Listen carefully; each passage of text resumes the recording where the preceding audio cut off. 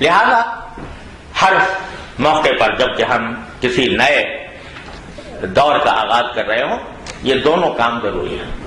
شکر بھی اور استغفار بھی۔ اللہ تعالیٰ ہماری غلطیوں کو اپنے رحمت سے معاف فرمائے، اور جو کچھ توفیق عطا ہوئی ہے اس پر اللہ تعالیٰ ہمیں شکر کرنے کی توفیق عطا۔ شکر کیسے ہوتا ہے؟ شکر کا ایک تو طریقہ یہ ہے کہ ہم زبان سے کہہ دیں یا اللہ آپ کا شکر ہے، آپ نے یہ توفیق دی، آپ نے یہ نعمت عطا فرمائی، بے شک یہ بھی شکر ہے۔ لیکن حقیقی شکر یہ ہے کہ جس کام کے اندر اللہ تبارک و تعالیٰ نے کامیابی عطا فرمائی ہے اس کو اور زیادہ مضبوطی سے، اور زیادہ استحکام سے، اور زیادہ جذبے سے، اور زیادہ لگن سے اس کو کرنے کی عزم انسان کرے کہ میں یہ کام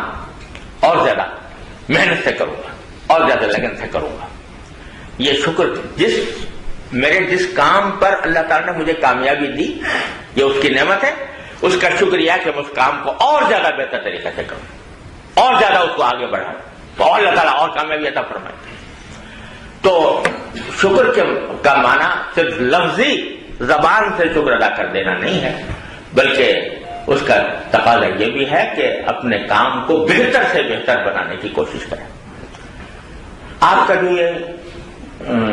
ادارہ ہے میدان بینک، یہ در حقیقت محض ایک تجارتی ادارہ نہیں ہے۔ الحمدللہ تجارتی اعتبار سے بھی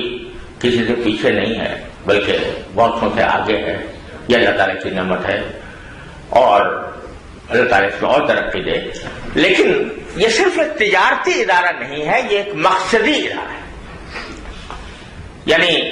یہ ایک مقصد کے تحت قائم ہوا ہے۔ یوں تو اگر صرف بینک ہی قائم کرنا ہوتا تو کنونشنل بینک قائم کرنے سے یہ مقصد حاصل ہو جاتا تھا، کسی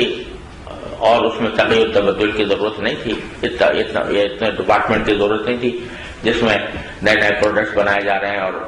اس کو دیکھا جا رہا ہے۔ اس کے لیے شریعہ بورڈ ہے، وہ اس کو چھان بین کرتا ہے اور دیکھتا ہے کہ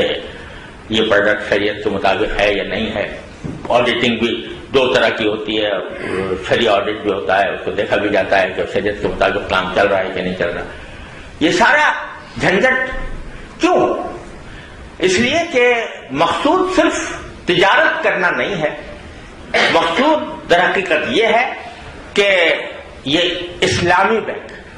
اس کو کہا جا رہا ہے اسلامی بینک۔ اسلامی بینک کا معنی یہ کہ اس کے تمام اس کا کاروبار، اس کے تمام طریقے وہ اسلام کے مطابق ہو، اور یہی وہ کشش ہے جو لوگوں کو کھینچ رہی ہے۔ لہذا شکر ادا کرنے کا پہلا کام یہ ہے کہ یہ جس مقصد کے تحت قائم ہوا ہے وہ مقصد ہم اپنے دلوں میں اس کو بٹھا لیں کہ ملازمت ہم کہیں اور بھی کر سکتے ہیں، بینک مینیجر ہم کسی اور ادارے کی بھی ہو سکتے ہیں، لیکن اس ادارے میں ہم نے بینک مینیجر کا جو منصب اختیار کیا ہے وہ اس لیے کہ یہ ایک منزل کی طرف، ایک مقصدی منزل کی طرف گامزن ہے، اور ہم اس میں اگر حصے دار بنیں گے تو صرف اتنا ہی نہیں کہ ہمیں دنیاوی فائدے حاصل ہوں گے، بلکہ یہ ہمارا سارا عمل اگر اللہ تعالیٰ ہمیں توفیق دے صحیح نیت کی اور صحیح طریقے کی تو یہ سارا عمل عبادت، کیونکہ اللہ تبارک و تعالیٰ نے فرما دیا قرآن کریم میں کہ بھائی جو سود کا لین دین حرام ہے اور جو کوئی وہ کرے گا تو وہ اللہ اور اس کے رسول کی طرف سے اعلان جنگ سن لے۔ اتنی زبردست بعید نہ شراب پینے پر آئی ہے، نہ زنا کرنے پر آئی ہے، نہ چوری کرنے پر آئی ہے، جتنی سود کے اوپر آئی ہے کہ اللہ اور اس کے رسول کی طرف سے اعلان جنگ ہے اس شخص کے لیے جو سود کا کاروبار نہیں چھوڑتا۔ اس اعلان جنگ سے بچنے کے لیے، اللہ تعالیٰ سے لڑائی کو ختم کرنے کے لیے یہ ادارہ قائم ہوا ہے، لہذا یہ اس کا بنیادی مقصد ہے، اس بنیادی مقصد کے تحت یہ قائم ہوا ہے۔ اگر جو لوگ اس مقصد کو تہہ دل سے قبول کر کے اور اس کے ساتھ اس مقصد کے اندر شریک ہوتے ہیں، اس مقصد کے ساتھی بنتے ہیں، تو ان کی ساری کارروائی انشاءاللہ عبادت میں شمار ہوگی، اس کے اوپر اجر و ثواب ملے گا اللہ تبارک و تعالیٰ کی طرف سے۔ یہ دن رات جو آپ گزار رہے ہیں یہ سارے کے سارے عبادت میں ہوں گے، اور یہ ایک طرح سے یہ سمجھنا چاہیے کہ یہ ہم خرما و ہم ثواب کا مرادف ہوگا. اردو میں محاورہ ہوتا ہے ہم خرما و ہم ثواب، کہ کھجور کی کھجور اور ثواب کا ثواب. تو کھجور تو یہ کہ آپ کو الحمدللہ یہاں پر جو آپ کا جو اس کا سیلریز کا پیکج ہے وہ الحمدللہ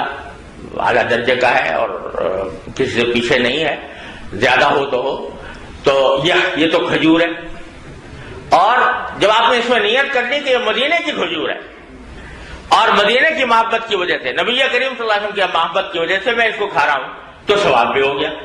تو جب یہ پیکج جو کچھ ملا ہوا ہے یہ اپنی جگہ، لیکن اس پیکج کے ساتھ اگر نیت یہ ہو کہ بھئی پیکج تو اور جگہ بھی مل جاتے، لیکن میں یہاں اس لیے کر رہا ہوں کہ یہ